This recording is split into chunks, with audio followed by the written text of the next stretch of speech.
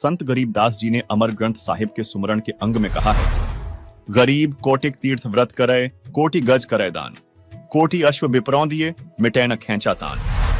साथ ही व्रतों से होने वाली हानि का एक अन्य प्रमाण हम आपको हाथरस तुलसीदास द्वारा लिखित घट रामायण के पृष्ठ 242 से दिखाना चाहेंगे, जिसमें व्रत के बारे में बताते हुए लोमस ऋषि ने कहा है, सहस बरस एकादशी कीन्हा, अंत जन्म माखी कौलीन्हा, ऐसे बर्थ कीन्हा बहुतेरा, ता का सुनु बरतंत निबेरा, प्रथम एतवार को कीन्हा, ता से जन्म चील्ह कौलीन्हा, मंगल बहुविधि बरत रहाई, ता से जन्म सुवर कौ पाई, अरु पुनि बरत तीज को कीन्हा, कूकर जन्म ताही से लीन्हा, अरु परदोस नेम से कीन्हा, खरकौ जन्म ताही से लीन्हा, बिति पात विधि से विधि कीन्हा, जन्म जाई बंदर कौ लीन्हा, नौमी बरत अष्टमी कीन्हा, तासे जन्म मूस कौ लीन्हा, अरु अनंत 14 पुनि कीन्हा, तासे जन्म ऊंट कौ लीन्हा, और चतुर्थी बरत बखाना, तासे जन्म भैंस का जाना, और बरत करे झार बनाई,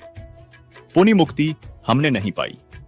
इन वाणियों का अनुवाद भी पढ़ें, जिसमें स्पष्ट लिखा है कि 1000 वर्षों तक एकादशी का व्रत किया और अंत में मक्खी का जन्म लिया। इसी प्रकार अनेक बार अनेक व्रतों को किया, उनका तुम वृत्तांत सुनो। सर्वप्रथम इतवार यानी रविवार का व्रत किया, उससे चील्ह का जन्म मिला।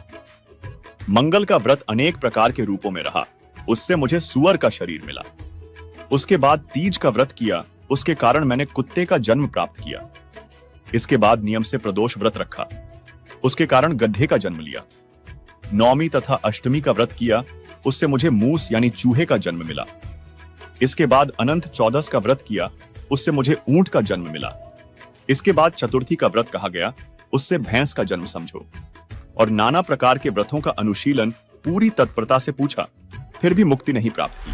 अतः इससे यह सिद्ध होता है कि व्रत रखना शास्त्र विरुद्ध साधना है। तो अब आप ही बताइए कि आप शास्त्रों के अनुकूल साधना कर रहे हैं या शास्त्र के विरुद्ध साधना कर रहे हैं।